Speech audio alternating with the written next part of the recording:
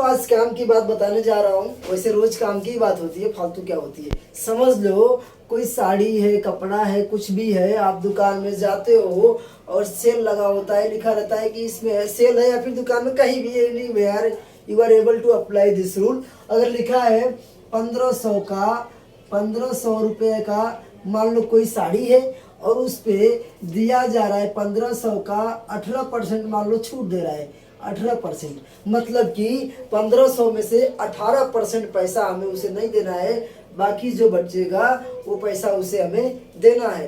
तो कैसे देना है, ये कैसे पता चलेगा? ये तो पैसा क्लियर लिखा हुआ है, मगर ये तो परसेंट में लिखा है ना, तो परसेंट को भी हम लोग क्या करेंगे, कन्वर्ट करके देखेंगे इसमें कितना पैसा आता है। देखो तो पहले लिखेंगे 1500, 1500 का मतलब होता है गुड़ा, का मतलब गुड़ा, का मतलब गुड़ा। यहाँ पे 18/100, कभी भी इस तरह से परसेंटेज की साइन आपको दिखे तो आप समझ जाना कि जो दिया गया है उतना परसेंट के, उस जो दिया है उसके बटे में 100 लेना ही है, समझ गए? तो उसको लेना ही है 100 बटे में। तो अब क्या करेंगे, ये 2 जीरो से 2 जीरो हम कपा देंगे, कपा दिए ना। काटने के बाद क्या करेंगे, इसीलिए यहाँ पे कर देंगे 15 बचा और गुणे 18 बचा।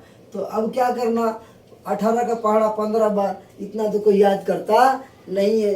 तो क्या करोगे, डायरेक्टली आप मैथ्स का फॉर्मूला जो बचपन में करते थे वही 55 में भी कर देंगे। तो 8 पंजे 40 को 0 हासिल लगा 4, 8 एकम 8 और 4 12, तो 120 हो गया। और 5 का 1 करेंगे, 1 के साथ तो 1 और 1 0 7 और ये कितना हो गया 2, 270। अब ये अपनी औकात पे आया कि नहीं आया? अब इसकी औकात इसके जैसी हुई कि नहीं हुई? तो हो गई।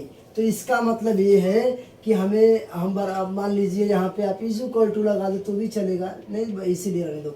बराबर कितना हो गया, गुणा किए तो हमारा आ गया कितना, 270 आया ना, 270 रुपया, 270। तो समझ लो कि आप इस बात को समझने की कोशिश जरा करो कि जब 1500 का कोई सामान था, साड़ी था, कपड़ा था, लत्ता था, जो भी था, तो अगर आपके पास नॉलेज नहीं रहेगा तो दुकान वाला क्या बोलेगा, 1500 का है, ठीक है मैं आपको दे दूंगा कितने में, आपको मैं 1400 में दे देता हूँ। तो खुश हो जाओगे, मूर्ख आदमी खुश हो जाएगा। और चालाक आदमी क्या करेगा, चालाक आदमी ये बूढ़ा भाग करके निकालेगा। जब बूढ़ा भाग करके निकालेगा तब उसकी हालत खराब हो जाएगी, तब बोलेगा 270 कम करना पड़ेगा। तब वो कपड़ा अपने वो कितने में पड़ेगा, तब कपड़ा उसमें पड़ेगा 1500, यहाँ पे लिख लो, और 270 लिख लो, 270, समझ गए ना? 270 माइनस करेगा दुकान वाला। अब उसके बाद जो पैसा बचेगा वो पैसा हमें पेड करना होगा। समझ में आ रहा है क्या तुम लोगों को? तो देखो तो यहाँ पे क्या करेंगे, 0 का 0 ही होता है, कुछ हो सकता नहीं है। कैरी किया तो 10 हुआ, 10 में से 7 गया तो 3 हुआ, और वहाँ पे 4 बचा, 4 में से 2 गया तो कितना बचा, 2 बचा ना, 2, और यहाँ पे 1, मतलब 1230 में आपको साड़ी पड़ रही है। समझ रहे हो कि नहीं समझ रहे हो? उस कपड़ा, साड़ी हो, कपड़ा हो, धोती हो, धोतर हो, कुछ भी हो, समझ जाओ। तो 1500 का था, वो 1400 में देता अपने को, नहीं तो बोलता 1300 में ले लो। अभी 1230 रुपया खाली हमें देना पड़ेगा, खाली 1230 हमें देना है। अगर हमें इसका नॉलेज है तो if we are not frankly with this then we can pay more money and without understanding, और बिना सॉल्व किए हमें क्या होगा पता ही नहीं चलेगा। इसलिए कैलकुलेटर, कैलसी लोग रखे रहते हैं ना, तो वहाँ पे क्या करने का, उनके ही कैलसी कैलकुलेटर से उनको करके दिखा देने का, भाई इतना होता है ऐसे। और मुझे लगता है काफ़ी लोग सीख गए, सीख पाए कि नहीं सीख पाए। अभी फिर एक और बता देता हूँ, छोटा सा एग्जाम्पल समझ लो। अगर ये तो परसेंटेज का हो गया,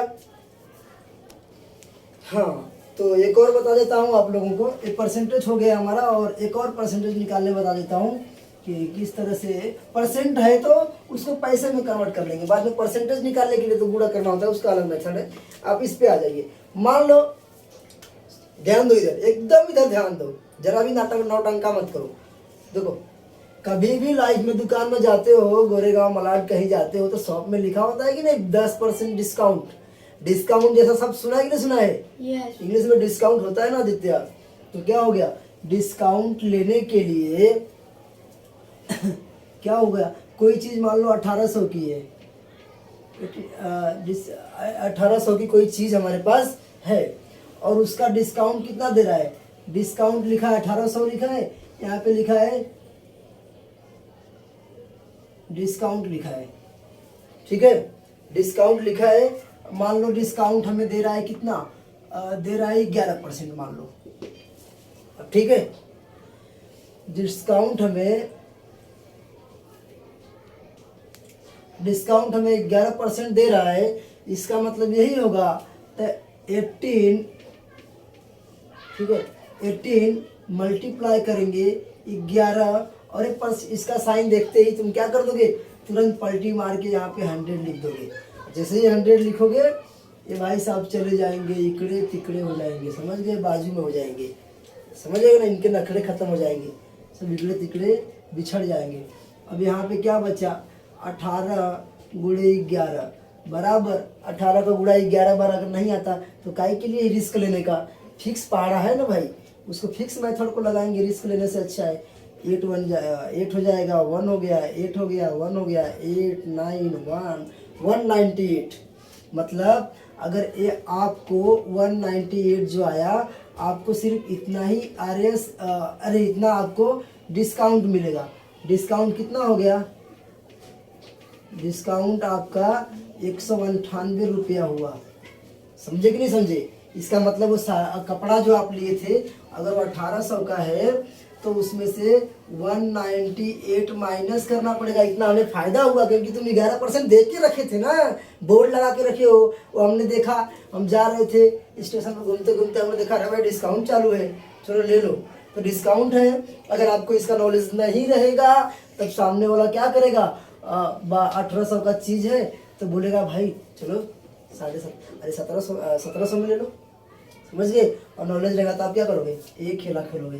10 में से 8 गया, कितना हो गया, 2 बचा इधर और यहाँ पे 9 बचा तो ये 0 हो गया, हुआ ना, ये 0 हो गया। और यहाँ पे 7 बचा, 7 में से 1 गया तो 6 और यहाँ क्या हो गया, 1 का 1 आ जाएगा, तो 1602 रुपया देना पड़ेगा। तो बताओ अगर नॉलेज रहेगा तो आप 1602 रुपया दोगे, अगर आपके पास नॉलेज नहीं रहेगा तो आप क्या करोगे, 1700 बोलेगा तो 1700 दोगे, 1750 बोलेगा 1750 दोगे। समझ में आ रहा है कि नहीं आ रहा है। तो इस तरह से हमें ये जो चीज़ था वो कितने का पड़ जाएगा, 1800 की चीज़ जो है 1800 की with discount we have to pay only 602 rupees, अरे 1602 रुपया, समझ गए ना। तो इतना ही हमें पे करना पड़ेगा। तो ये बताओ ये नॉलेज की बात है कि नहीं है।